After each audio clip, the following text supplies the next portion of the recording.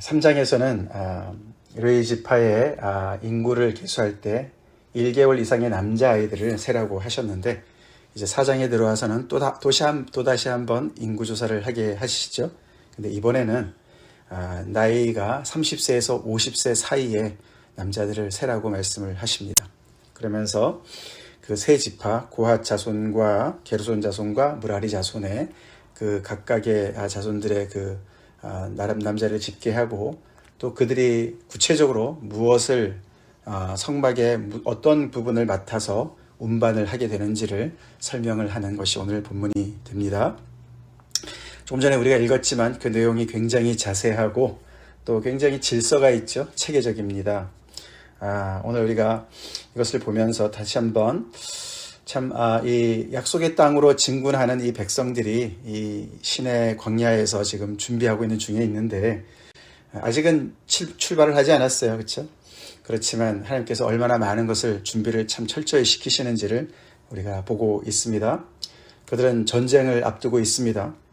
그래서 12지파의 백성들은 전쟁과 같이 이렇게 진영을 구축을 하고 이제 사람들을 이렇게 배치를 했지만, 지금 3장과 4장에 들어와서는 그들보다는 더 이제 그 중앙에서 성막을 이렇게 섬기는 그 레위 지파, 제장들과 레위 지파에 초점을 맞춰서 거기에 굉장히 심혈을 기울이고 있는 것을 볼 수가 있습니다.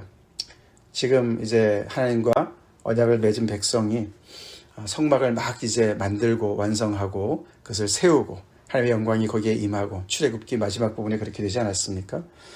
그 다음부터 이제 거기에 있으면서 하나님 앞에 예배를 드리기 시작했을 건데, 모든 게 사실 새로운 상황 아닙니까? 이제 그런 상황에서 그 자리에 계속 있을 수는 없었습니다. 그들이 이제는 움직여야 되죠. 진군을 해야 됩니다. 약속의 땅을 향해서 계속해서 진군을 해야 되는데, 이제 문제는 이 성막이죠.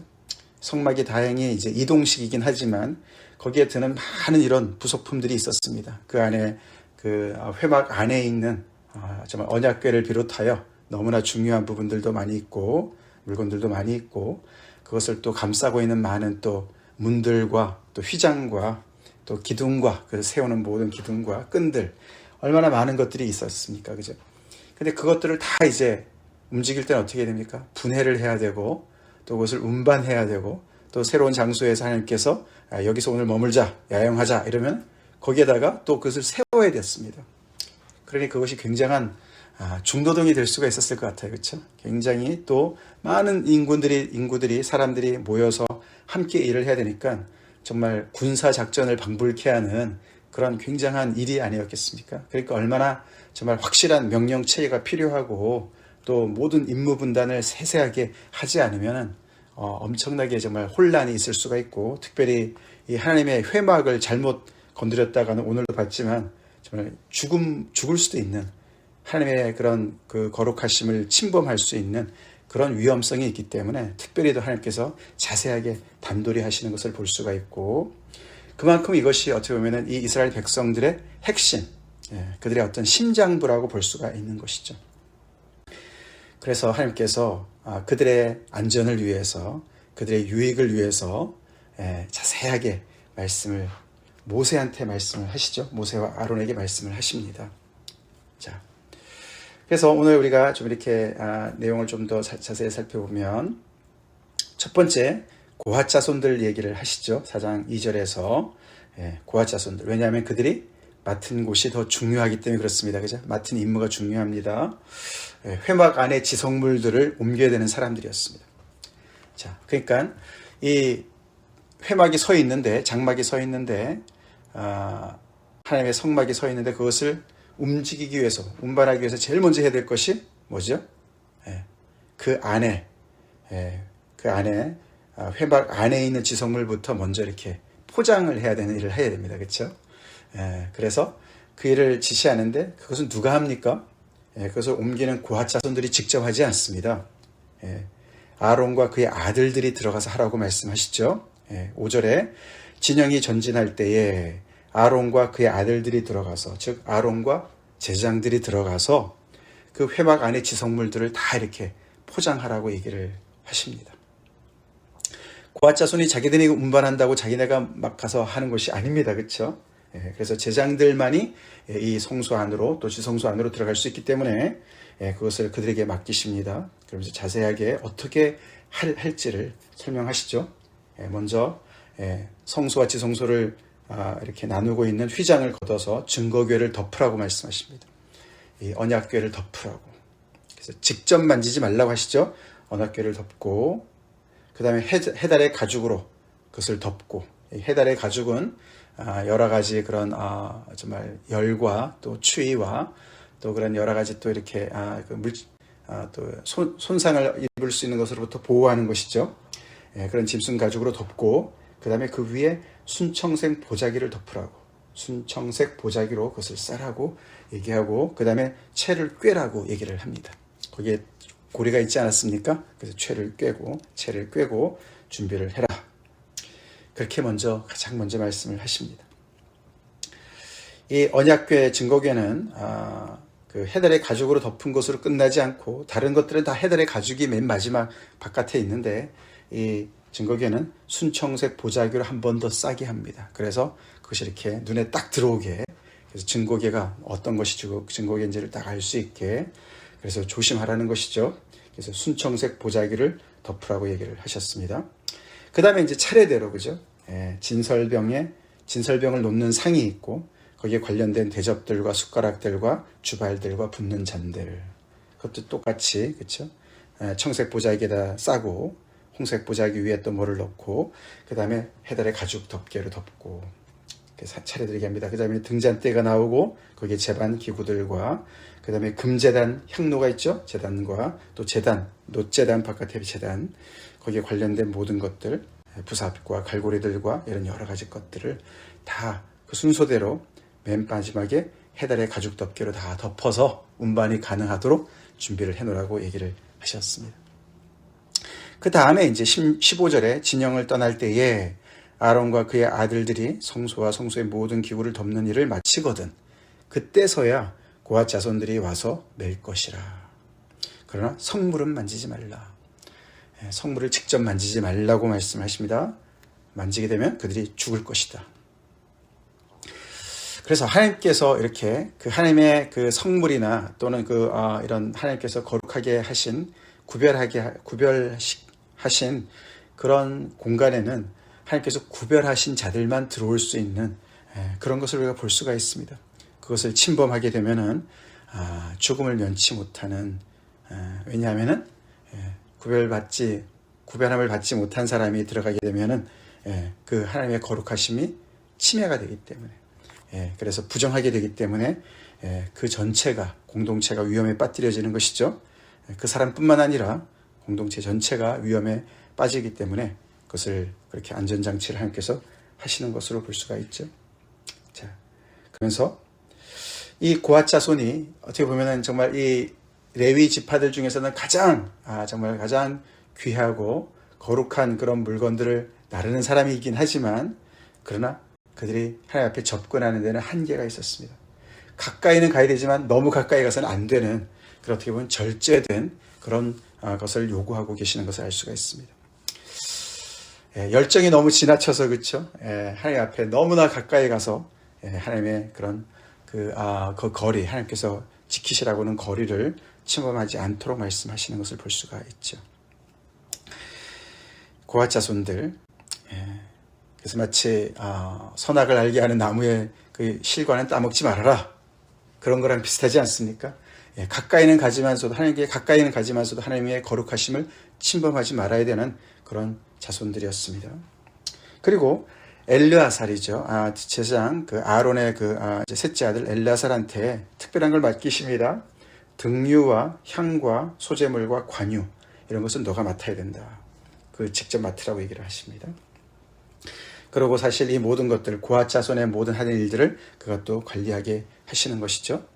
19절부터 보시면 다시 한번 또 말씀하십니다. 그들이 지성물에 접근할 때에 그들의 생명을 보존하고 죽지 않게 해라, 고아 자손들. 그래서 그들이 너무나 소중하고 중요한 일들을 감당하는데 부주의하게 해서 그들이 죽게 되고, 그러면은 정말 그 고아 자손들의 그 지파들이 끊어질 수도 있기 때문에 조심하게 해라. 그리고 그 아론과 그의 제사장들이 계속해서 누가 무엇을 해야 될지를 잘 지시하라. 그리고 그들은 잠시라도 들어가서 성소를 보지 말라. 그들이 죽으리라. 얼마나 궁금하겠어요, 그렇죠?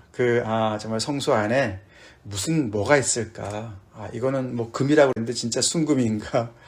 아니면 그 안에 그죠? 언약궤는 어떻게 생겼을까? 말로만 들었던 거 너무나 정말 궁금하지 않겠습니까? 호기심이 있지 않겠습니까? 근데 그것을 기웃거리고 하나님을 그런 식으로 이렇게 호기심의 대상으로 그렇게 대하지 말고 성소를 보지 말라. 죽을 것이다. 그래서 이 고핫 자손에게만 이렇게 죽지 않도록 하기 위해서 3번이나 경고를 하고 계심을 볼 수가 있어요. 게르손 자손이나 무라리 자손은 사실 그들도 성막에 관계된 것을 운반은 하지만 그래도 바깥에 있는 거기 때문에 그들이 죽을 것이다. 이것을 지키지 않으면 죽을 것이다. 이런 말이 없어요. 고핫 자손에게만 있습니다. 그만큼 위험 부담이 큰 것이죠. 그렇죠? 우리가 계속해서 볼 수가 있습니다. 하나님 앞에 가까이 가는 것은 특권이지만 동시에 엄청난 책임을 또한 동반하고 있음을 알 수가 있다는 것이죠. 우리가 하나님 앞에 가까이 가면 갈수록 우리는 더욱더 선악을 알게 하는 나무의 실과는 먹지 말아야 됩니다. 하나님을 온전히 거룩하게 섬기는 자들로 서 있어야 되는 것이죠. 게르손 자손에게는 똑같이 얘기하시죠. 30세에서 50세까지 그들이 회막에서 복무하고 그들이 맡은 것은 앞에도 봤지만 이들은 이 겉에 있는 성막의 휘장들과 회막과 그의 덮개들, 위에 있는 덮개들, 그것을 그의 해달의 가죽 덮개와 또 회막 휘장 문을 다 이제 그것을 감당하라고 얘기하십니다. 그것을 매라 그러시죠. 그 다음에 뜰의 휘장과 성막과 제단 사방에 있는 뜰의 휘장문과 그 줄들. 그래서 이들은 덮개랑 그 또 이렇게 그 펜스 바깥에 있는 뜰의 그 휘장들을 감당하라고 얘기를 하시죠. 그것을 이다말의 그런 지휘 아래서 그것을 하라고 얘기를 하십니다. 이다말은 엘르아살의 동생이죠. 아론의 마지막 아들, 막내 아들이죠. 그 다음에 무라리 자손에게도 똑같은 얘기를 하십니다. 그들에게도 30세에서 50세까지 계수하고 그들이 맡을 것은 골조라 그랬죠. 장막의 널판들과 띠들, 장막의 널판을 세우고 거기에 띠를 두르지 않았습니까? 그것들, 조각목으로 만든 것들, 그것들과 기둥들과 받침들과 또 뜰에 있는 또 기둥들과 받침들, 말뚝들, 그 줄, 이런 것들을 다 그들이 감당해야 된다. 그것도 이다말의 수하에 맡기고 있습니다. 자, 이것을 어떻게 해요? 움직일 때마다 반복을 하지 않았겠습니까? 그렇죠? 반복적인 이야기입니다. 그래서 직접 또 메고 가기도 하고 그러니까 굉장한 그런 노동이 되는 것이겠죠. 그러니까 참 움직이는 게 쉽지 않았을 것 같습니다. 그냥 움직여도 그 많은 인구가 그렇죠? 장막이 다 있고 그래서 움직이면서 또 분해하고 또 다시 또 세우고 그 자체도 참 힘든데 이 성막에 관련된 이런 것들이 또 얼마나 많이 정말 손이 갔겠습니까? 그죠? 얼마나 또 신경이 쓰였겠습니까? 근데 하나님께서 우리가 나중에 9장에 가보면은 정말 그들을 구름기둥으로 불기둥으로 인도하십니다. 어떤 때는 뭐 좀 더 오래 있을 수도 있고 어떤 때는 정말 하루 만에 옮길 수도 있고 막 이런 거 아닙니까? 그러니까 어떻게 해요? 이 일을 맡은 사람들은 참 불평이 있을 수도 있을 것 같아요. 그렇죠? 좀 더 오래 있지 왜 자꾸 움직이나 뭐 이런 생각도 할 수가 있을 것 같고 조금 더 이런 것들을 감당할 수 있게 좀 편하게 좀 좋은 길로 가면 좋을 것 같은데 다른 길로 가고 뭐 이런 것들이 얼마나 많이 있었겠습니까? 그리고 또 중요한 건 뭡니까? 각 자손마다 고핫 자손, 게르손 자손, 무라리 자손이 또 맡은 게 달라요. 그렇죠? 우리가 계속 보고 있지 않습니까? 각각의 소임이 다릅니다. 어떤 사람은 정말 언약궤를 이렇게 메고 가는 사람도 있을 것이고 어떤 사람은 그냥 줄이나 뭐 이런 끈이나 이런 거나 하나 들고 가는 사람도 있을 것이고 같은 레위 지파 속에서도 이렇게 또 다른 것이죠. 이 직무가 달라요. 그러니까 다른 사람 것이 더 좋아 보이고, 왜 나는 이런 거밖에 안 맡기나, 뭐 이런 생각도 할 수 있을 것 같고, 왜 나한테 이렇게 정말 중한 일을 맡기나, 뭐 이런 생각도 있을 것 같고, 여러 가지 어떤 생각을 하면서 이 사람들이 그것을 감당했을까, 우리가 궁금해요. 그렇죠? 궁금합니다. 아무 생각 없이 그냥 시키는 대로 하는 사람도 있을 것 같고, 그렇죠? 근데 가장 바람직한 건 뭐겠습니까? 예. 이런 자기들을 한 나라로 부르시고 공동체로 부르시고, 그렇죠?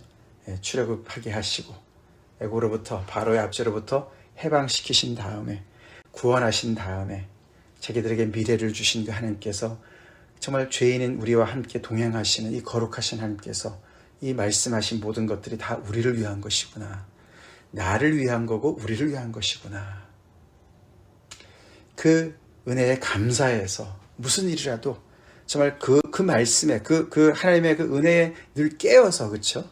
예, 무엇을 하더라도 이것이 그냥 단순 노동이 아니고, 단순히 그냥 위에서 시키는 거 그냥 정말 싫은데 겨우겨우 순종하는 그런 게 아니고, 복종이 아니고, 그렇죠? 아까 우리가 찬송했듯이 겸손히 주를 섬길 때 겸손히 주님을 섬기는 것이죠. 이것이 지금 모세의 명령에 순종하는 겁니까? 아론과 그의 아들들의 명령에 순종하는 겁니까? 왜 자꾸 시키고 그래, 뭐 그럽니까?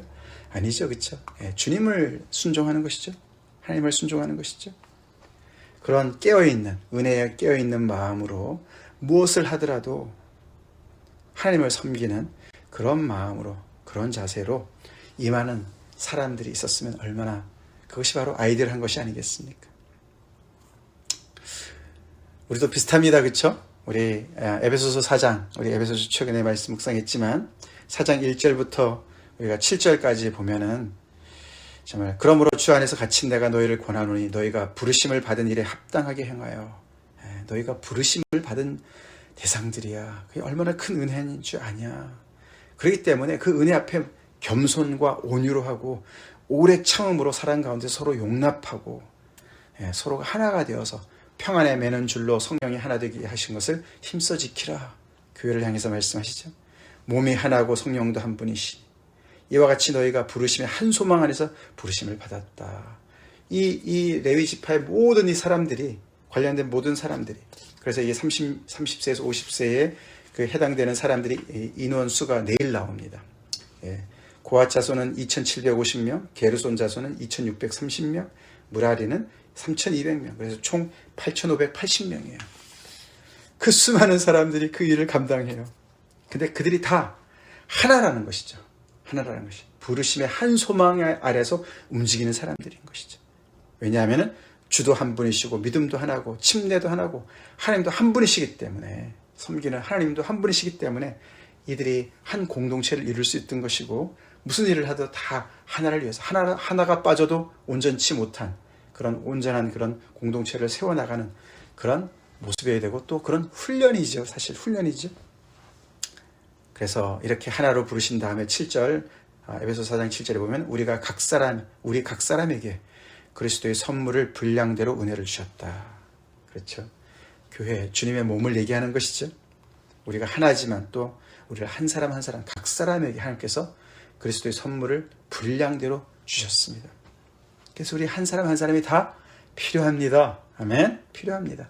감당해야 될 일들이 다 다르지만, 그 경중이 다르지만 그것의 가치는 똑같습니다. 똑같습니다. 그것을 어떤 마음 자세로 하느냐가 중요하다고 말씀을 드렸죠. 우리 몸된 교회를 섬길 때 내가 맡은 직분, 하나님께서 주신 직분, 우리 똑같은 이런 마음 자세로, 바른 자세로 우리 하나님을 온전히 섬깁시다. 그것을 이 레위 지파 사람들한테 자세하게 설명을 하면서 이들이 이것을 깨어있는 마음으로 계속해서 잘 감당하기를 하나님께서 원하시는 것입니다. 하나님은 거룩하십니다. 거룩하십니다. 그리고 하나님은 질서의 하나님이십니다. 우리가 공동체를 이루어 나갈 때 우리 안에 그 하나님의 거룩하심이 정말 잘 보존되고 지켜지고 존중되고, 또 우리가 각자가 또 이렇게 정말 세세하게 우리가 맡은 일들을 잘, 우리 부사를 잘 감당할 때, 명령 체계를 잘 따라서 감당할 때 주님의 공동체는 더욱더 건강해지고 잘 서갈 줄로 믿습니다. 그것을 위해서 같이 기도합시다. 다 같이 기도하겠습니다. 하나님 아버지 감사합니다.